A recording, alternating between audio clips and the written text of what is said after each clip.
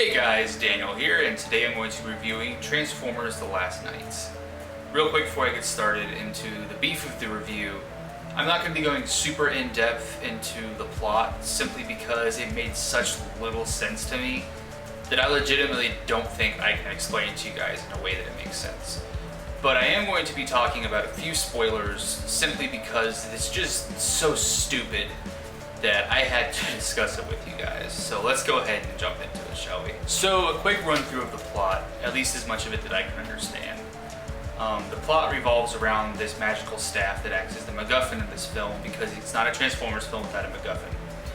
And this staff, I guess, was used millions of years ago to create the Transformers by the main villain, who her name was Quintessa.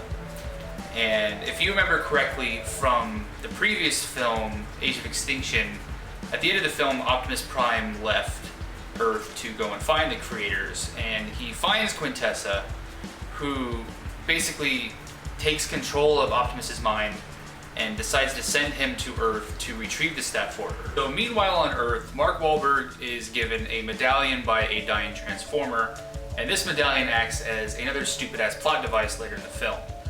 And we also see that the government is still hunting the Autobots. And I guess their best idea to find the Autobots is to team up with Megatron for some dumbass reason.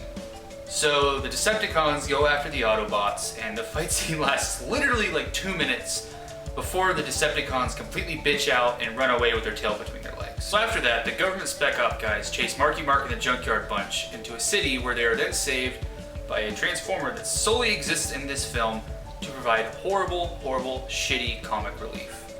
After that, they are brought to England where we meet Anthony Hopkins, who clearly could care less about his role.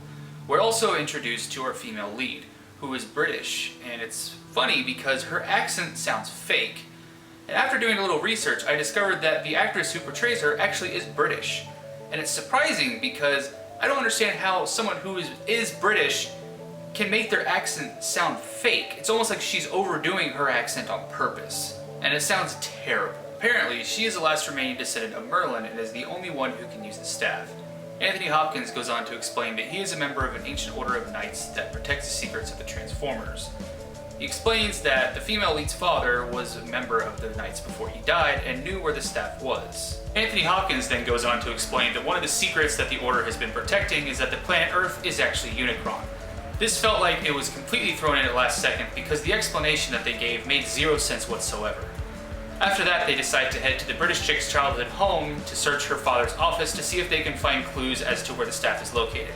Once again, the explanations they gave as to where the staff was and the clues they found made zero sense whatsoever. So they board a submarine that is apparently a Transformer and head to an ancient Transformer ship located at the bottom of the ocean where the staff is apparently intact. After they find the staff, the ship begins to rise out of the ocean and some old-ass Transformers that were aboard start to attack them. However, Optimus Prime intervenes and attempts to take the staff from them. Bumblebee stops him by speaking to him in his real voice, finally, after 5 movies.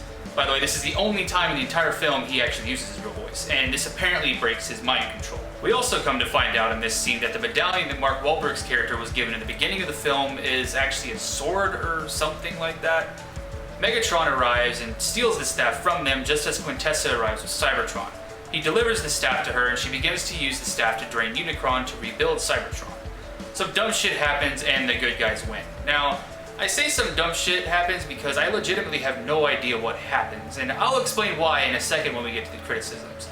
So that was a basic run through of the completely nonsensical bullshit plot of this retarded film. Let's go ahead and move on to the criticisms that I have of this film. One of the massive things that I had problems with in this film was the film's pacing. It was completely off and was consistently going from 0 to 100 all the way back down to 0 again, and completely ruined the pacing of the film.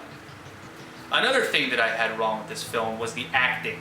It was absolutely atrocious, and it's very clear that no one gave a shit about this film. As I described earlier, Anthony Hopkins, who is an amazing actor, gave one of the absolute worst performances of this film because he simply did not give a shit, and it's clear. Another massive problem that this film had was the editing. The action sequences were filled with so many jump cuts that it made it very hard to tell what was going on. Like I said, in the final action sequence, I could barely tell what was happening.